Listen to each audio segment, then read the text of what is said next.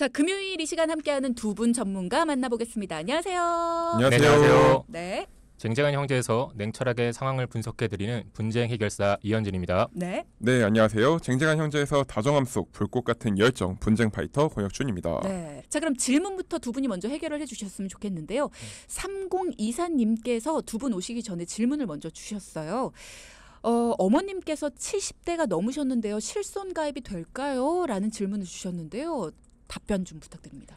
네, 부모님 연세가 아무래도 좀 있으신데 나이 탓에 보험이 없으신 분들이 종종 있으시죠. 네. 슬슬 의료비가 많이 나가 고민이실 텐데요. 우선 답을 드리자면 가입은 가능합니다. 다만 심사를 통해 가입 여부가 결정돼야 됩니다. 네, 여기서 중요한 점은 현재 어떤 병력이 있으신지가 중요하겠죠. 특별한 병력이 없으셔도 보험사에서는 사실 고령 가입자의 경우 방문 검진에 나오게 되는데요. 네. 전문 의료인이 고객님과 일정을 잡고 직접 나와서 체혈, 혈압, 몸무게 등을 체크하고요. 전문 병원에 넘겨 검사 결과로 최종 승인 여부를 판단하게 됩니다. 그러니까 보통은 그냥 질문해서 답변을 적는 방식으로 가입 심사를 하는데 네. 연세가 조금 있으신 경우에는 직접 방문 검진이라는 걸 나와서 체크를 한다. 네. 연세가 있으신 분들이 검진 결과에서 무사히 통과되시는 게 그렇게 쉬워 보이진 않네요. 네, 맞습니다. 그래서 통상 건강체로 실손보험을 가입하시는 건 좀 쉽지 않다고 보셔야 되고요. 따라서 이제 유병자 실손이라는 상품으로 가입 제한을 받으실 텐데 이 경우에는 급여, 비급여 구분 없이 자기 부담금이 30%이고요. 3대 비급여 항목인 자기공명 영상 진단인 MRI, 네. 그리고 비급여 주사제, 그리고 도수, 증식, 체외 충격파 치료가 보상이 제외가 됩니다. 그리고 또 통원 시에 약값도 제외되는 항목으로 들어갑니다. 제외되는 게 많네요. 네. 생각보다 많은 항목들이 면책이 되니까 꼼꼼히 검토하셔서 가입을 하셔야 합니다. 단독 실손 가입은 제약이 많아서 종합보험을 같이 가입을 하셔야 할 텐데요. 이 경우 나이 탓에 건강체보다는 유병자 상품으로 가입을 하셔야 제약이 좀 적고 조건도 조금 유리하지만 이 경우 실손은 무조건 같은 유병자로 가입하셔야 한다는 단점이 있으니까 참고하시면 좋을 것 같아요. 일단은 단점들이 조금 많은 상품으로 가입을 하셔야 되지만 가입 자체가 안 되는 건 아니다라는 걸 알아두시면 될 것 같습니다. 일단은 실손 자체가 병원에 갈 때 내가 쓰는 비용에서 어느 정도를 보상을 다시 받을 수 있는, 그러니까 쓰는 돈에서 어느 정도는 다시 되돌려받을 수 있는 그런 상품이기 때문에 필요하시다면 가입은 해두시는 게 어쨌든 도움은 되죠. 자, 궁금증 해소가 되셨으리라고 생각하고요. 조금 더 궁금한 점이 있으시다면 추가 상담 요청해 주시면 되겠습니다. 자, 그럼 두 분의 주 종목이죠. 분쟁 사례로 넘어가서 오늘은 어떤 문제를 가지고 오셨습니까? 최근에 사시 수술을 한 분이 계세요. 네, 근데 보험사에서 외모 개선 목적으로 해석된다며 보험금 지급을 거절했습니다. 그래서 오늘은 사시에 관련된 분쟁 이야기를 좀 준비했는데요. 네. 자, 여기서 사시란 눈 정렬 상태의 불균형 이상 상태를 말하는데요. 즉, 한 눈이 정면을 응시할 때 다른 한 눈은 같은 곳이 아닌 다른 곳을 바라보는 것을 이야기하죠. 네네. 질병 코드로는 H49, H50으로 나눠지는데요. 중요한 건 사시의 경우 외관상 눈에 띌 수밖에 없습니다. 그래서 대인 기피증 같은 사회적 활동에 제약이 생기기도 해서 그냥 두기보다는 수술로 치료를 하는 경우가 아주 많습니다. 그렇죠. 네. 맞아요. 네. 그래서 사시를 치료하는 분들에게는 치료 후 외적인 부분이 개선되었는지 아닌지가 가장 중요하죠. 왜냐하면 사시로 인해 시력 감퇴나 안화 질환 등으로 고생하시는 분들도 계시지만 그것보다 더 큰 고통이 다른 사람의 시선과 같은 사회 통념상 정상 범주에서 벗어난다는 인식 때문에 좀 맞아요. 그렇습니다. 네. 그래서 보험사의 분쟁은 여기서부터 시작이 된다 보시면 되는데 보험사는 사시 자체가 시력에 문제가 되지도 않고 안화 질환이 없어 일상생활에 문제가 되지 않아 치료 목적으로 보기 어렵다라고 해석을 합니다. 그래서 정확히 말씀드리면 보건복지부 고시에 따르면 10살 이내의 건강보험 적용이 되기 때문에 급여 적용이 된다고 보시면 되는데 그래서 10살 미만의 사시 수술의 경우엔 분쟁이 없습니다. 하지만 10살 이후에는 분쟁이 생길 수 있는 거죠. 야, 이거를 10살 미만과 10살 이후로 나눠서 본다라는 것도 굉장히 기분이 나쁘네요.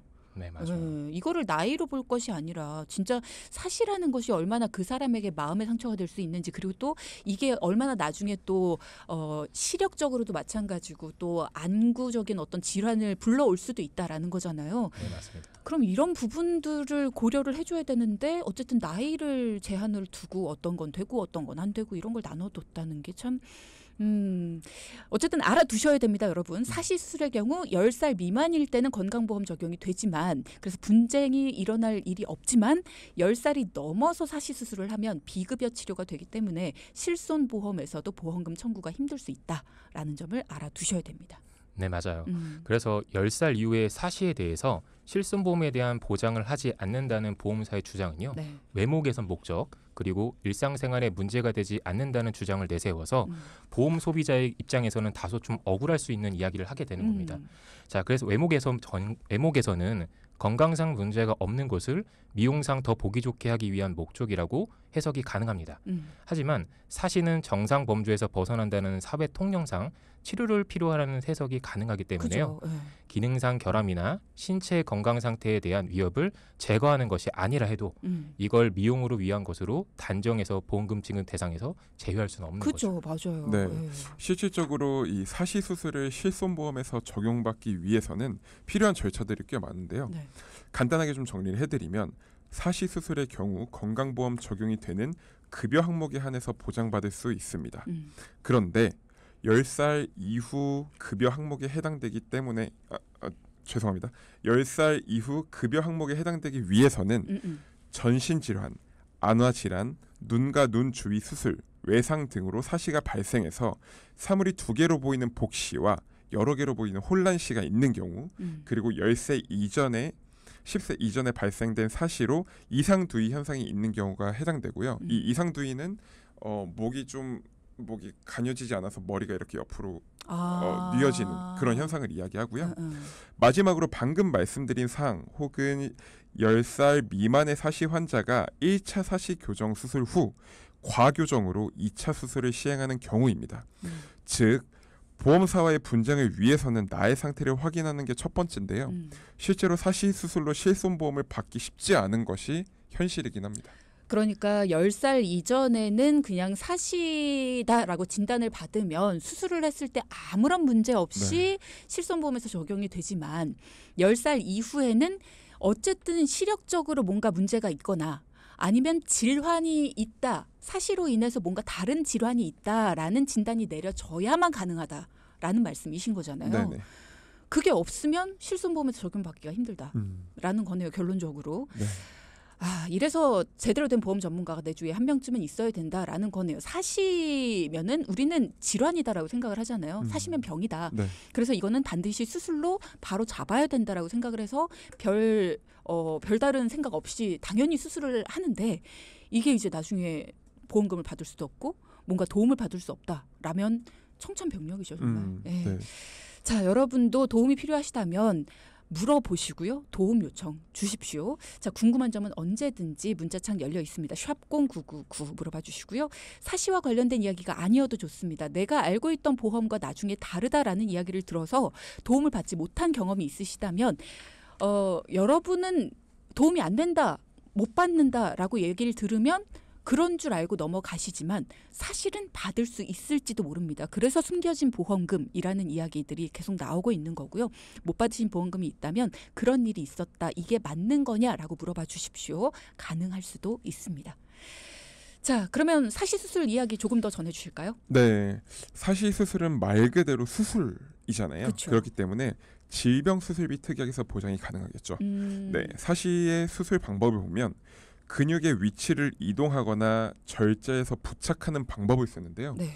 보통 1호종 수술비에서 1종으로 지급이 되는 이유는 바로 약관에 있는 1호종 수술 분류표 14번 건, 인대 수술에 해당되기 때문입니다. 일종이네요. 그렇죠.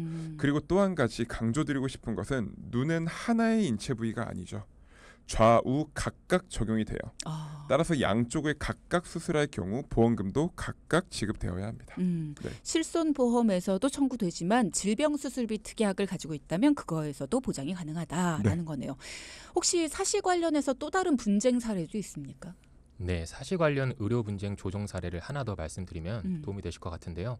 말씀드릴 의료 분쟁은 환자와 병원 사이에서 생긴 분쟁입니다. 병원이랑? 네, 그래서 보험사와 분쟁은 아니지만 도움이 되실 것 같아 말씀드려 볼게요. 네. 만성 부비동염 수술 후 외사시가 생긴 분이 계십니다. 네, 그래서 A 씨는 만성 부비동염으로 B병원에서 입원해서 변형된 코와 코 중경 모양을 교정하는 수술과 흉터 제거술을 각 2회 시행받은 후 퇴원했어요. 이후 얼굴 CT, 눈 부근 MRI 검사 결과 염증이 재발한 것으로 확인되고 또 통증과 후비루가 지속돼서 재수술을 받았는데요. 네. 수술 직후 물체가 2개로 보이는 복시 현상과 어떡해. 안쪽 안구에 운동장애가 발생했습니다. 그래서 검사 결과 내직근 파열이 의심되어 모 대학병원에서는 검사를 받았는데 내직근 손상 진단과 불일치 사시라는 매우 충격적인 진단을 받게 됩니다. 여기서 불일치 사시란 안구 근육의 기능 저하나 마비로 인해 주시 방향에 따라 안구의 회전 각도가 달라지는 것을 이야기합니다. 이거 굉장히 심각한 거 아닙니까? 네, 많이 심각하시죠. 네. 얼마나 심각한 상황이에요, 권혁순 전문의? 네, 먼저 A 씨의 입장은 재수술 중 B 병원에 미흡한 처치로 좌측 안구의 내직근이 파열되어서요. 현재 왼쪽 눈의 외사시로 인한 안구 운동 장애와 영구적 복시가 남은 상태다라고 주장하고 있고요. 반면에 B 병원의 입장은 재수술 과정에서 좌측 안구의 내직근이 파열되었고 다른 안과에서 재건술을 받도록 연계했지만 현재 발생한 외사시는 영구적으로 남을 것으로 보인다는 소견으로 의료중재원 감정을 맡겼는데요. 결과는 A씨의 부비동염 시술은 적절했지만 이후 재발된 염증으로 시행한 재수술 과정에서 주의 의무를 소홀히 해서 A씨의 장애가 발생했다고 보여진다. 수술 전 부작용과 합병증에 대해 구체적으로 설명했는지에 대한 확인이 어렵지만 병원 측이 즉각적인 대응을 한 점을 감안해서 B 병원의 책임을 일부 제한을 두는 게 필요하다는 결론이었습니다. 그래서 좀 어렵게 말씀을 드렸는데 최종 결론은 B 병원은 A씨에게 9,682만 9천 원을 지급을 하였고 A씨 측은 이의를 제기하지 않는 것으로 잘 마무리되었습니다. 네. 어쨌든 영구적으로 복시가 남았다. 그러면 계속해서 물체가 여러 개로 보인다는 거잖아요. 네. 이렇게 되면 나는 다른 것 때문에 수술을 받으러 갔는데 병원의 어쨌든 실수로 이렇게 되었다라는 건 굉장히 속상한 상황입니다. 9천만 원이 아니라 이건 9억을 받아도 내가 그렇죠. 앞으로 맞아요. 그렇죠. 내가 어떻게 수술을 받아서 되돌릴 수 있는 상황이라면 돈이 아니라 그 재수술을 받아서 해야 되는 건데 그게 안 되는 거잖아요, 지금. 네. 굉장히 속상한 상황이네요. 어쨌든 이의를 제기하지 않는 것으로 마무리가 되셨다고 하니까 뭐 다행스러운 일이긴 한데 어쨌든 이 과정에서도 전문가분들이 도와주셨기 때문에 어쨌든 이 정도까지 합의 과정이 있을 수 있었다라는 말씀이십니다. 자, 2부에서는 우리 중요한 이야기, 퀴즈로 드렸던 이야기들을 좀 나눠봤고요. 3부에서는 두 분을 직접 찾아와서 고민이 있습니다라고 하신 분의 이야기를 좀 들어보겠습니다. 이분은 어떤 고민으로 두 분을 찾아오셨고 또 어떤 해결책을 얻어가셨는지 이야기 들어보죠. 자, 사연부터 함께 하겠습니다.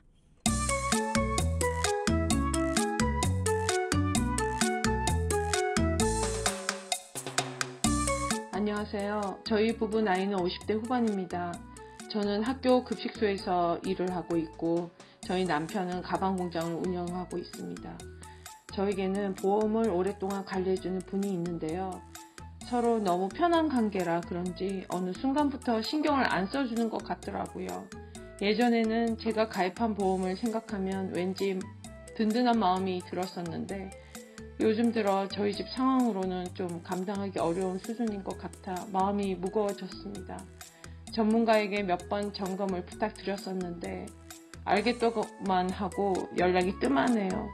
답답한 마음에 이렇게 사연을 남깁니다. 자, 오늘 사연 50대 부부의 사연입니다.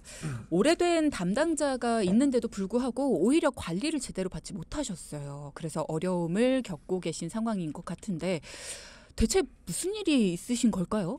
네, 사연자분은 기존 담당자와 아주 오래된 인연이 있으셨어요. 네, 하지만 그게 좀 독이 된 건지 차츰 관리는 좀 잘 안 되셨고 보험 상품, 신상품이 나올 때마다 새롭게 가입을 하게 돼 어느덧 돌이켜보니까 보험료가 3인 가족 합산에 120만 원을 넘는 상황이었습니다. 그러니까 계속해서 가입 권유 이거 좋아, 이거 나왔는데 이거 괜찮아, 이거 언니한테 딱이야 하면서 계속 가입만 시키는 상황. 맞아요. 그렇죠. 처음엔 담당자분이 관리도 잘 해주셨는데 어느 순간부터 연락도 안 되고 답장도 점점 늦어져서요. 네. 사연자분이 지금의 상황까지 오게 된 것에 불만이 아주 크셨습니다. 그래서 오히려 사연자분이 공부를 하셔서 보험에 대한 지식도 어느 정도 있는 상황이었어요. 직접 보험에 대한 공부를 해야 될 정도셨다고 하니까 진짜 많이 답답하셨던 거죠. 이렇게 돈을 많이 내는데 내가 제대로 내고 있는 거 맞아? 내 거 괜찮은 거야? 이런 생각이 드신 거잖아요. 게다가 3인 가족에 120만 원씩 매달 내려면 부담도 엄청 심하셨겠어요. 네, 맞아요. 부부 두 분이 50대 후반이신데 네. 아내분 보험료가 월 46만 원이고 보험이 총 13건이세요. 남편분은 월 보험료가 52만 원에 보험이 총 10건으로 두 부부만 해도 보험료가 약 100만 원이 넘죠. 그리고 건수가 23건이다 보니까 아주 심각하신 건데 그러네. 여기서 자녀는 20대 대학생 아들이 있어요. 근데 보험료는 약 18만 원으로 나이 대비 보험료가 좀 적지 않은 상황이셨습니다. 그래서 빠르게 검토를 해서 수정이 좀 필요하신 상황이셨습니다. 그렇군요. 네, 무엇보다 이 경우 가장 시급한 게 현재 재정 상황 파악입니다. 그렇죠. 아무리 좋은 보험이라도 유지를 못하면 의미가 없죠. 그래서 보험료를 향후에 계속 유지할 수 있는지가 가장 큰 관건이었는데요. 네. 하지만 사연자 부부는 유지를 할 수가 없는 상황이셨어요. 운영하시던 공장이 코로나 이후 급격한 매출 감소로 어려운 상황이셨거든요. 아, 속상하네요. 그렇죠. 이렇게 뭔가 매출도 좋고 잘 지내고 뭐 매달 진짜 월 1,000씩 막 벌고 막 이럴 때는 사실 뭐 130만 원이 아니라 150만 원 막 이렇게 내도 그게 그렇게 크게 부담으로 안 다가와요. 그럴 수 있어요. 그러니까 보험료를 얼마를 내느냐 이거는 각 가정마다 달라질 수 있습니다. 월 소득의 10%, 12% 요 정도를 내는 게 적정하다라고 전문가분들이 항상 말씀하시잖아요. 그러니까 저 집하고 우리 집하고는 보험료 수준이 다를 수밖에 없어요. 각자마다 다른 겁니다. 그런데 우리 집이 조금 어려워져요. 소득이 좀 줄었습니다. 그럴 때는 보험료 너무 부담스럽다. 이런 게 딱 다가오게 마련입니다. 게다가 50대 후반이세요. 그러면 곧 은퇴 준비까지 하셔야 됩니다. 근데 이렇게 보험을 운영하시는 건 너무 잘못된 거다라는 생각이 드네요. 어떤 보험인지조차도 모르시잖아요, 지금. 네, 보험이란 나이 대비 적정한 운영이 필요하신데 현재 상황이라면 오히려 가계부담으로 갖고 있던 보험도 다 정리를 해야 할 상황이신 거죠. 그렇죠. 그래서 빠르게 분석을 도와드리고 건강 상태를 우선 파악했습니다. 보험을 수정할 때 가장 중요한 건 재정 상태와 현재 건강 상태니까요. 그렇죠. 네, 그런데 사연자분의 사례에서 한 가지 아쉬웠던 점이 있었습니다. 네. 남편분과 자녀분은 별 무리 없이 심사를 통해서 기존 보험과 새롭게 구성하는 경우를 비교할 수 있었는데요. 아내분의 경우 최근 병력 사항이 과다하게 잡혀서 수정이 좀 불가능한 상황이었어요. 아니 근데 병력이 있다고 하더라도 요즘에 유병자 상품들 많이 있고요. 다양하게 상품들 나와서 뭐 병력이 좀 있어도 가능합니다. 이렇게들 말씀하시잖아요. 왜 어려웠을까요? 아니면 기존 보험에서 조정을 좀 할 수도 있지 않아요? 네, 물론 보통의 경우 방법이 전혀 없는 건 아니지만요. 이 사연자분의 경우는 좀 안타깝게도 어려웠어요. 그 사유는 단순히 병력이 많아서 거절이 되신 건 아니고 작년에 일을 하시다가 넘어지셔서 외상성 뇌출혈 진단을 받으셨습니다. 이후 검사차 통원을 하셨는데 비용이 많이 나온다고 생각하셔서 그냥 입원 후 MRI를 하시게 된 게 화근이 된 거죠. 그러니까 아무래도 통원 시 이제 한도가 작으니까 이렇게 하신 거예요. 근데 여기서 중요한 건 입원을 하려면 아무래도 통상 사유가 있어야겠죠. 그쵸. 그래서 당시 병원에서는 두통으로 입원을 하시게 됩니다. 그래서 이 경우에 근접시일에 다시 보험을 뭔가 가입하실 땐 이 두통지라는 보험에 제약이 많은 사유로 간주되기 때문에 해당사에서 거절될 수가 있는 거죠. 두통이라는 게 그런 게 있군요. 네, 맞아요. 너무나 안타까운 사연인데요. 그래서 실비를 활용하고자 임의로 병원 입원을 하시거나 일부 병원의 권유로 나도 모르는 사이 나의 병력이 추가가 되는 사례가 정말 종종 있게 되는 거예요. 다행히 가벼운 질환이면 모르겠지만 허리 디스크 혹은 두통 같은 보험사가 위험한 질환으로 간주하는 이런 질병 코드가 있다면 보험사는 이에 대해 제재를 가하는 거예요. 사실 실손으로 보상을 받는 것도 좋지만 의도적인 입원이나 과도한 의료 행위 주의하실 필요가 반드시 있죠. 네, 맞습니다. 그래서 정말 아파서 병원을 가셔서 치료를 받으시는 거는 문제가 되지 않죠. 하지만 필요 이상의 치료나 의도적인 의료 행위는 부정으로 간주될 경우 보상에서 제재가 될 수가 있습니다. 그러니까 이번 사례처럼 나중에 역으로 피해를 보시는 경우가 생길 수 있다라는 겁니다. 그렇죠. 따라서 사연자분의 경우 보험이 많고 비용이 많이 내는 게 무조건 잘못된 건 아니고요. 기본 뼈대가 될 수 있는 보험이 없이 그때그때 저렴한 상품으로 여러 건을 가입하시다 보니까 뭐 중복이 되시거나 좀 과도한 비용으로 부담을 느끼실 수 있는 상황이 된 겁니다. 맞습니다. 네, 앞서 설명을 드렸지만 재정 상황에 맞게 조정을 한다면 가족분들의 보험료는 3인 가족 기준 최소 60에서 70만 원대로는 조정이 돼야 하는 거예요. 절반으로 다이어트가 돼야 되네요. 네. 물론 아내분의 경우는 현 상황에서 조정이 좀 불가해서요.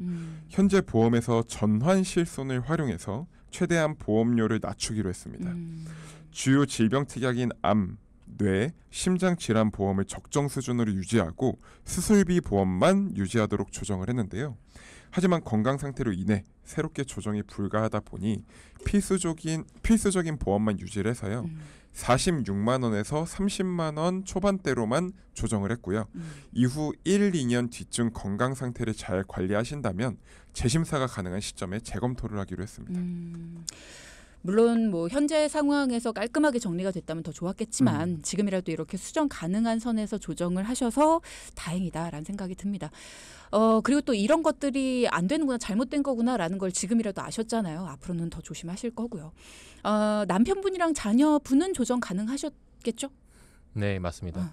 다행히 아내분을 제외한다면 남편분도 몇 차례 수술 및 입원 이력은 있으셨지만 최근 유병자 상품은 매우 다양해서 현재 조건에서 별무리 없이 좋은 조건으로 변경을 하셨고요. 그래서 52만 원에서 30만 원대로 보험료 조정을 해드렸습니다. 네.